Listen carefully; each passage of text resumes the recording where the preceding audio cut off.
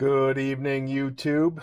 Reloading Bench back with you once again, and this is an old 870,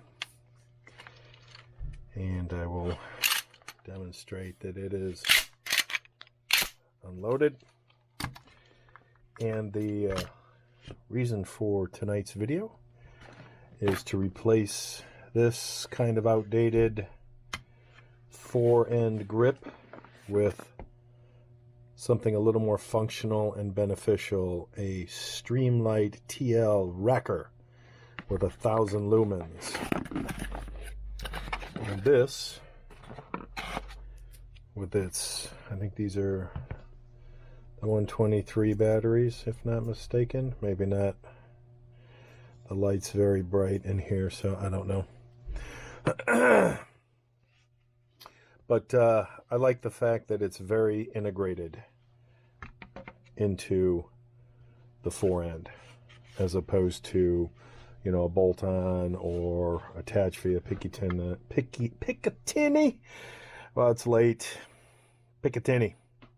So I will be doing that, and I'll probably not do it live, simply because working on firearms live is just an invitation for disaster. Nothing ever goes right, and you end up looking like an idiot who doesn't know how to deal with your own firearm. And there's just no shortage of instructions. Hopefully these are in 9 languages. Yeah, English up to here. Maintenance, service, and then Espanol. So about 1, 2, 3 pages worth of instructions, which I will read off camera. But it, in theory, should be as easy. I don't even know if I'm going to need my Forend wrench. It should be as easy as, and obviously things are complicated because I have not a standard setup with the additional Nordic. So taking this off, removing the barrel, and then removing the Forend and the guides and my bolt. So again, it won't be just standard, but I'll do an after. It's very straightforward, I believe. And there's a ton of other videos about people doing Forend replacements. So this will be a before and after with no during and no upsetness. So back in a few moments. Okay, so I lied. Maybe a little bit of during. So again, this was all of 30 seconds worth of work to unscrew the whatever this is called. No clue what this is called. The Nordic with the longer spring, the follower, keep all the pieces together, barrel comes right out, and the rest of the firearm is ready for removal of the Forend and the bolt. And that was all of another 30 seconds for the bolt and the Forend. So now to take things apart. All right, that was longer than 30 seconds, simply because unscrewing the barrel nut, the Forend nut, which is kind of like the castle nut, you know, using this particular device to get in there and twist it all and get it going. I figured now was the best time to put the batteries in because it'll a little more easier room to work with. It's really bright. It's really bright. And I think there's a mode for, I can't remember if there's a, I'll have to read. I don't remember if there's a mode for strobe, like a double click. We'll call that my ignorance, and then we will read. All right, now the hardest part, reassembly. All right, so to say things were a little dry is probably an understatement. Dry is in the sense that the bolt, and now it is not dry, but the directions stayed right there the whole time. Never looked at them. So now that this is done, and this goes into the antique collection, I will read the directions And if it does do a strobe or anything other than on, off, I will add to the end of this video. Otherwise, we're going to call that a birthday wrap. I don't really remember. Did I mention that this was a birthday gift? It's been a long day.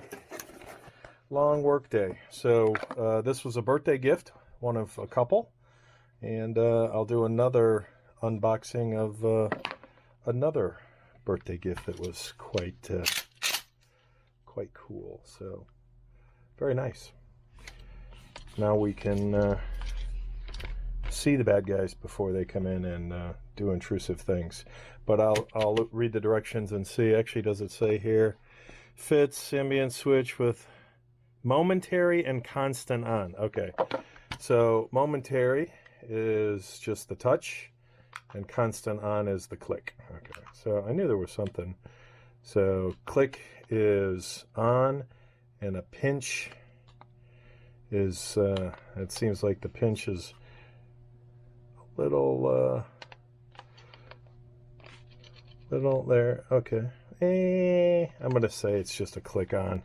So the momentary on is a little tricky. I'm just going to deal with click. So no strobe, but still pretty cool. Love the way it looks. Very integrated, small package, well made. Not that this wasn't. This served a purpose at its time, but time to move on and upgrade. I think the next upgrade is I'm going to replace the orange plastic follower with a heavy, I wouldn't say heavy duty, a nicer aluminum anodized version of either orange or red. So this bad boy, this plasticky bad boy, should be replaced with something a little more robust. So that is it for this video. Take care. Good evening, YouTubers. I need to get back to reloading for a couple reasons. One, my hands can't take it anymore. I'm between all the saws and the drills and the refurbishing and everything, I am just getting cut to all heck, and it just hurts to move fingers because all these cuts are happening in like key knuckle pivot locations, and they are painful. So I'm either too slow on publishing new videos, which that's probably a true statement.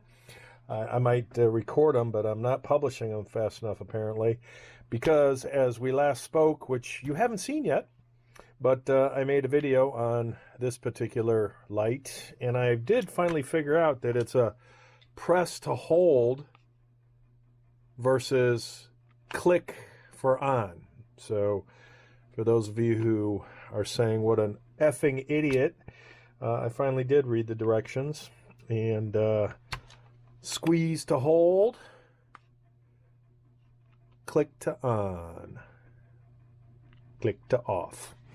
But while I was making the video on this awesome birthday gift that my son gave me, I also mentioned that I was going to replace the follower, the orange follower, with the plastic orange follower. I don't mind the fact that it's orange, I just don't like the fact that it's plastic, with something a little more robust. And this is anodized aluminum. So this particular vendor is either super fast on their shipping. I mean, it's aluminum, so it weighs nothing. It probably weighs the same as that plastic, but it's aluminum. And they didn't have orange. This vendor didn't have orange. I've seen orange in some other vendors, but this one didn't have orange. And I'm a fan of red, and red and black go together. So we are going to tonight replace the orange follower with the red follower. And as I did before, I will probably do this off screen. So the next video will show a red follower with an orange follower on the outside. Red on the inside, orange on the outside. And hopefully that should be nice and quick, because I don't have to take everything apart. I think it's as simple as got to undo this particular coupler for the Nordic, undo this, and as soon as you undo that, the barrel wants to come out, but I'll leave the barrel in, pop this out, spring, throw this back in. So it's relatively simple. But again, I won't do it on screen because that's when you F up and then you look like an idiot. So I'll just talk about it and go from there. See you back in a few minutes.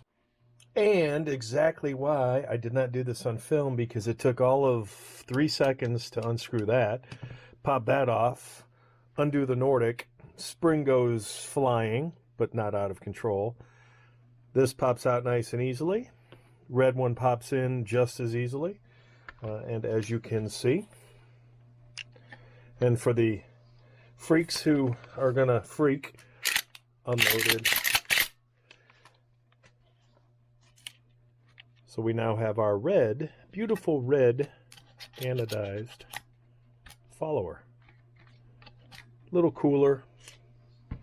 I mean, functionality wise, no difference, but and this is okay. But anytime I can replace plastic with some form of metal, steel, aluminum, higher, longer performing, less likely to have an incident issue, I will do that. And again, we unloaded and we are good to go with the red.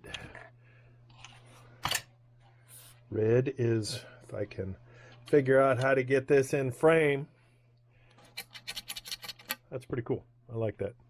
And very inexpensive as well. So that was a good upgrade. And I will tack this onto the back of the video on the TL-Racker Streamlight.